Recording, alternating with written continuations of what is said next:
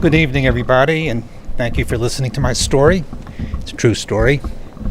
I've been retired for quite a while now after having had a long career as a clinical neurologist, and my subspecialty was cognitive neurology. The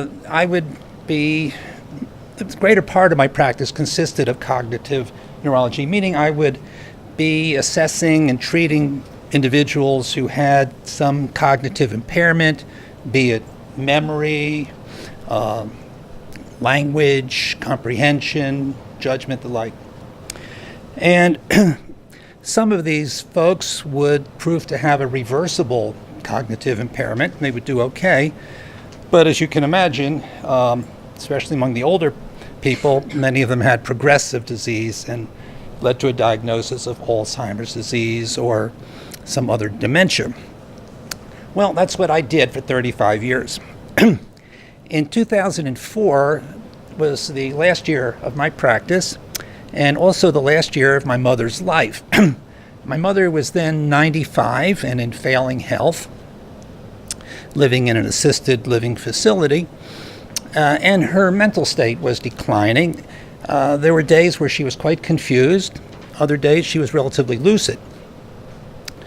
My habit was to visit her on Sunday afternoons, and I did that weekly, and sometimes in the middle of the week as well.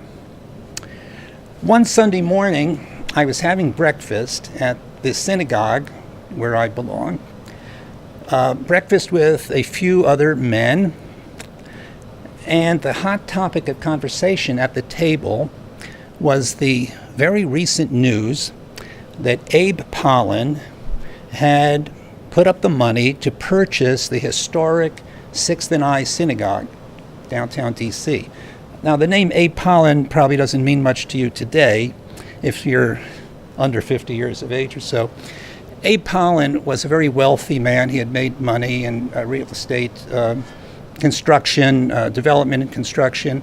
He was a great philanthropist, but he was best known for having been the owner of the professional basketball team, originally the Bullets, then the Wizards, and the hockey team.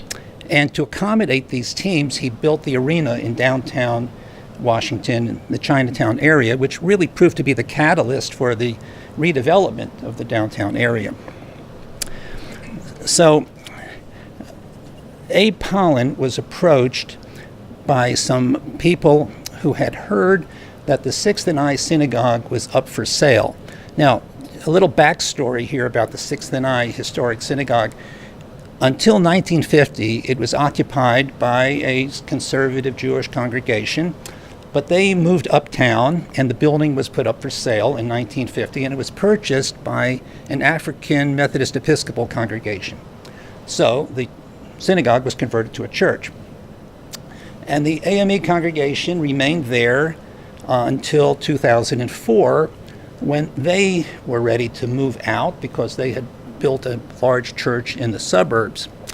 The building was up for sale again, and the highest bid was placed by a consortium of investors who planned to convert the building into a nightclub. Now, word of this impending sale wasn't widely circulated, but someone found out about this and approached Abe Pollan and said there would be a great opportunity to repurchase this building and restore it as a synagogue, because there was no synagogue in downtown D.C. Well, he did that. He actually got together with a couple of friends. They put up the money and they purchased it.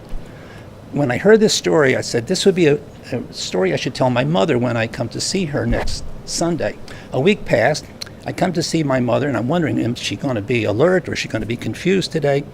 I open the door, and the first thing my mother says, she's lying in bed, she says, Elliot, how old am I? I said, how old do you think you are? And she said, 70. No, she's 95. I said, it's going to be one of those days. I'll try it anyway. I'll tell her this story because it would resonate with her. She had taught, when she was a young woman, she had taught confirmation classes there.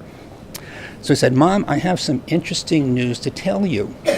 And she said, are you going to tell me that the 6th and I Synagogue was put up for sale and Abe Pollan bought it and he's going to restore it as a synagogue?